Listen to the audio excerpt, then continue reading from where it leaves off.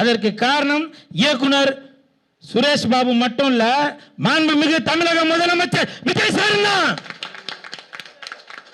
தாவேக ஆட்சியை, விஜய் சாரோட ஆட்சியை யாருமே தடுக்க முடியாதுங்க. அதற்கு உதாரணம் இந்த இன்ஸ்பெக்டர் சூர்யா. பெரிய படங்களுக்கு டைரக்டர் மிஸ்கின் சார் இருக்காரு, பெரிய படங்களுக்கு சப்போர்ட் பண்றதுக்கு பா ரஞ்சித் சார் இருக்காரு. ஆனா எங்களை மாதிரி சின்ன படங்களுக்கு கூல் சுரேஷ் மாதிரி சார் தானங்க சப்போர்ட் பண்ண முடியும். மிஸ்கின் சாரை கூப்பிட்டீங்கன்னா அவர் இன்ஸ்பெக்டர் வேஷத்தில் வருவாரா? பா ரஞ்சித் சாரை கூப்பிட்டீங்கன்னா அவர் இன்ஸ்பெக்டர் வேஷத்தில் வருவாரா? நாங்க பன்னீர் சோடா சாப்பிட்டோன்னுவீங்க, அதுக்கு எல்லாம் கை தட்டுவீங்க. எனக்கு தெம்பு இல்லைங்க, நேற்று நைட்ல இருந்து சாப்பிடல. மேடையில் பேசி கைத்தட்டல் வாங்குற அளவுக்கு நான் பெரிய பேச்சாளர் இல்லை, அதனால தயவு செஞ்சு நீங்களே ஒரு தடவை கைத்தட்டிடுங்க. இந்த கைத்தட்டல்கள் அனைத்தும் இன்ஸ்பெக்டர் சூர்யா அந்த டீமுக்கு தான் போய் சேரும். இன்ஸ்பெக்டர் சூர்யா அப்படின்னு சொன்ன உடனே நீங்களாம் நினைப்பீங்க இது ஏதோ ஒரு போலீஸ் சம்பந்தப்பட்ட கதை அப்படின்னு. ஆனால் இதில் போலீஸும் சம்பந்தப்பட்ட கதை. இன்றைக்கி மக்களுக்கு ஒரு நல்ல ஒரு விழிப்புணர்வு ஒரு படம் கொடுக்கணும் அப்படின்னு தான் இந்த படத்தின் இயக்குனர் சுரேஷ் பாபு அவர்கள் இந்த கதையை தேர்ந்தெடுத்து அவரே கதாநாயகனாக நடித்து இயக்கியும் இருக்கார். ஸோ சுரேஷ் பாபு அவர்களுக்கு என் மனமார்ந்த வாழ்த்துக்கள். அதே மாதிரி இந்த படத்தின் கதாநாயகி 3 கதாநாயகின்னு சொன்னாங்க. ஒருத்தங்க மலையாளத்தில் பிஸியாக இருக்காங்க, இன்னொருத்தங்க தெலுங்கில் பிஸியாக இருக்காங்க, இன்னொருத்தங்க தான் இவங்க சோனியா தாஸ். எந்திரிச்சு ஒரு வணக்கம் சொல்லுமா.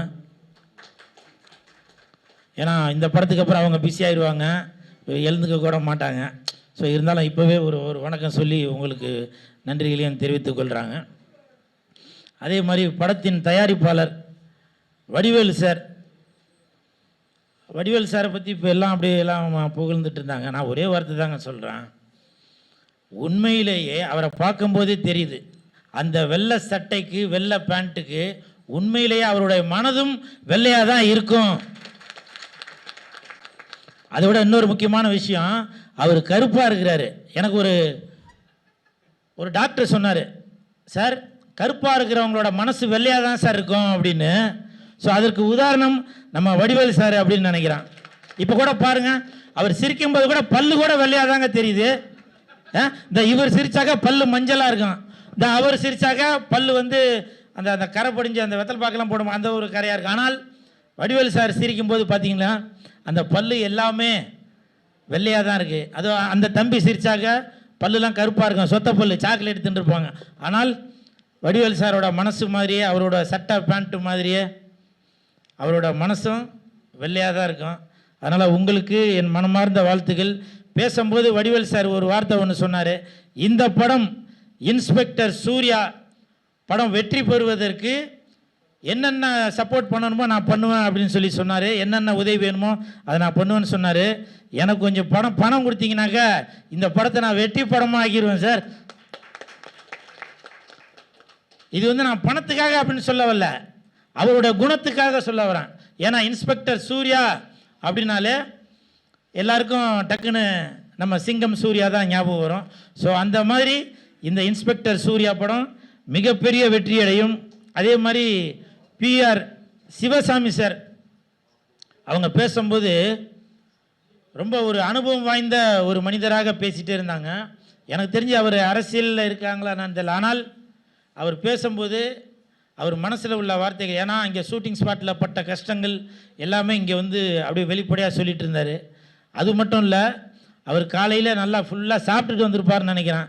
அதனால் நல்லா தம் பிடிச்சி பேசினார். நான் காலையிலேருந்து சாப்பிடவே இல்லை, எப்படா 1 மணி ஆகும் சோறு போடுவாங்கன்னு நான் வெயிட் பண்ணிட்டு இருந்தேன். ஏன்னா என்னை அழைக்கும் போதே சொன்னாங்க, சிவசாமி சார் சொன்னார் இந்த மாதிரி மதியம் விருந்தும் தயார் பண்ணியிருக்கு அப்படின்னு. ஸோ அவருக்கு என் மனமார்ந்த வாழ்த்துக்கள். அதே மாதிரி கடந்த 3 நாட்களாக இயக்குனர் ரங்கா அவர்கள் சார் காலையில் இத்தனை மணிக்கு நிகழ்ச்சி, இங்கே வந்துருங்க, அங்கே வந்துருங்க, இந்த ட்ரெஸ்ஸு போடணும், காஸ்டியூம் வந்து போலீஸ் காஸ்டியூம் வேணும், அது நீங்கள் எடுக்கிறீங்களா இல்லை நான் எடுத்துருவா. ஏன்னா இது வந்து இன்னொருத்தரோட படம் அப்படின்னு நினைக்காம என் நண்பனோட படம், சுரேஷ் பாபுக்கு சப்போர்ட் பண்ணணும் அப்படின்ற ஒரு எண்ணத்தில் இந்த இயக்குனர் ரங்கா அவர்களுக்கு என் மனமார்ந்த நன்றிகளை தெரிவித்துக் கொள்கிறேன். அதே மாதிரி ஃபைட் மாஸ்டர் அசால்ட்டு மதுரை, நான் அவர் கூட ஒர்க் பண்ணியிருக்கேன். உண்மையிலேயே அது சின்ன படமாக இருந்தாலும் சரி, பெரிய படமாக இருந்தாலும் சரி, அந்த படம் மிகப்பெரிய வெற்றி அடையணும். அதாவது அவரோட ஃபைட்டு மட்டும் பேசினா பத்தாது, படமே பேசப்படணும் அப்படின்னு சொல்லி அவ்வளவு எறும்பை விட ரொம்ப சுறுசுறுப்பாக அவர் வந்து ஒர்க் பண்ணிகிட்டே இருப்பார். அவர் இந்த படத்துக்கு ஃபைட் மாஸ்டராக வந்ததில் ரொம்ப சந்தோஷம். நன்றி நன்றி மாஸ்டர். அதே மாதிரி நன்னாரி, இவருக்கு என் மனமார்ந்த வாழ்த்துக்கள். ஏன்னா நான் இந்த நிகழ்ச்சிக்கு வரனா இல்லையான்னு நான் சொல்லவே இல்லை. ஆனால் இவரே ஒரு வீடியோ ஒன்று எடுத்து போட்டார், இந்த மாதிரி கூல் சுரேஷ் வந்து ஃபர்ஸ்ட் லுக்கு வராரு அப்படின்னு. அப்போது அதில் வந்து அவரோட ஆர்வம் தெரிஞ்சுது. ஏன்னா சப்போஸ் நான் வரலப்பா அப்படின்னு நான் முடிவு பண்ணியிருந்தா கூட அவருடைய ஆர்வத்தில் இவர் வந்து கண்டிப்பாக வரணும் அப்படின்ற ஒரு இயக்கம் அதில் தெரிஞ்சுது. ஸோ இந்த மாதிரி படங்களுக்கு கண்டிப்பாக கூல் சுரேஷ் சப்போர்ட் பண்ணிட்டு தாங்க இருப்பேன்.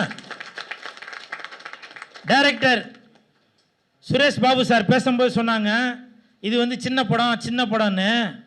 சின்ன படத்துக்கு சப்போர்ட் பண்ண வந்த கூல் சுரேஷுக்கு நன்றி அப்படின்னு சொன்னாங்க. நான் மனசு நொந்து போய் சொல்கிறேங்க, இந்த மாதிரி சின்ன படங்களுக்கு கூல் சுரேஷ் தாங்க சப்போர்ட் பண்ணுவேன்.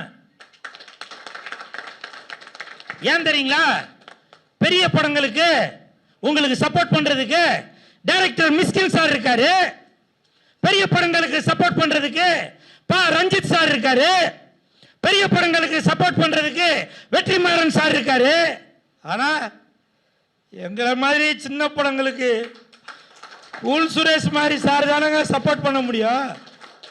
யோசிச்சு பாருங்க, கோடியில பணம் இருந்துச்சுன்னா ஆடியோ ரிலீஸ் அப்போ கூட வெளியில 5 கேரவன் வச்சிருப்பாங்க. ஸ்டேஜில் பாட போற பாடகிக்கு கூட கேரவன் கொடுத்து அவங்களுக்கு ஒரு காஸ்டியூம். சூர்யா அந்த இன்ஸ்பெக்டர் வேஷத்துல தான் வரணும். என்ன கூப்பிட்ட இந்த தயாரிப்பாளருக்கும் இயக்குனருக்கும் இந்த படத்தை பத்தி வெளியில தெரியணும் என்பதற்காக நான் இன்ஸ்பெக்டர் வேஷத்துல வந்தேன். நீங்க மிஸ்கின் சாரை கூப்பிட்டீங்கன்னா அவர் இன்ஸ்பெக்டர் வேஷத்துல வருவாரா? ரஞ்சித் சாரை கூப்பிட்டீங்கன்னா அவர் இன்ஸ்பெக்டர் வேஷத்துல வருவாரா? இவன் அதை பண்ணிட்டான் இதை பண்ணிட்டான்னு ஸ்டேஜில் பேசுவீங்க. ஆனா இந்த இன்ஸ்பெக்டர் சூர்யா மாதிரி படத்தை பத்தி அது வெளியில தெரியாது. நீங்க என்ன சொல்லுவீங்க? நாங்க பன்னீர் சோடா சாப்பிட்டோம்னுவீங்க, அதுக்கு எல்லாம் கை தட்டுவீங்க. அது உங்களுக்கு பெருமை. ஆனா ரத்தத்தை சிந்தி Vadivel sorrow Suresh Babu sorrow Chinnasamy sorrow ஸ்டேஜில் பேசும்போது சொன்னாங்க, இந்த படத்துக்காக நாங்கள் அவ்வளோ உழைச்சோம் அப்படின்னு. அந்த ஹீரோயின் முட்டி போட்டு முட்டியில் ரத்தம்லாம் வந்துச்சு அப்படின்னு சொன்னாங்க. இந்த வழியை ஸ்டேஜில் சொல்லுவீங்களா? அதை சொல்ல மாட்டீங்க. பன்னீர் சோடா 1 மணிக்கு வந்துச்சு, 4 மணிக்கு 3 கோலி சோடா வந்துச்சு அப்படின்னு அதை நீங்கள் பெருமையாக சொல்லுவீங்க. இப்போ கூட நான் யாருக்கும் குறை சொல்லணும் அப்படின்னு சொல்ல வரலங்க. எங்களை மாதிரி கலைஞர்களுக்கு கை கொடுங்க. சினிமாதான் மூச்சு, சினிமாதான் பேச்சுன்னு இருக்கிற என்ன மாதிரி ஆளுங்களுக்கு கை கொடுங்க.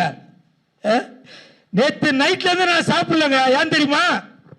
ரங்கா சொன்னாரு, இயக்குனர் சொன்னாரு, நீங்க வரும்போது இன்ஸ்பெக்டர் ட்ரெஸ்ல வாங்க அப்படின்னு.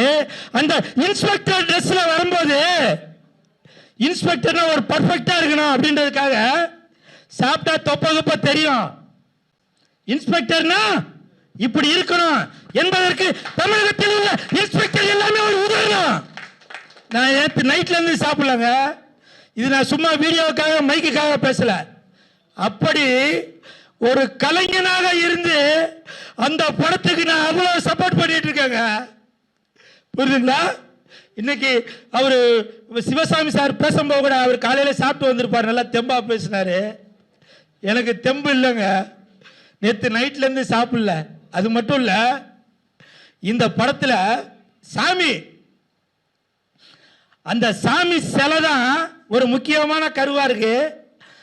அந்த பச்சை அம்மனை நம்ம கையால தொட போறோம். அதனால விரதம் இருந்ததா நினைச்சுக்கிட்டேன். அப்படி உயிர் கொடுக்கிற கலைஞர்கள் இந்த சினிமாவில் இருக்காங்க. அந்த மாதிரி ஆளுங்களை பயன்படுத்த பாருங்க.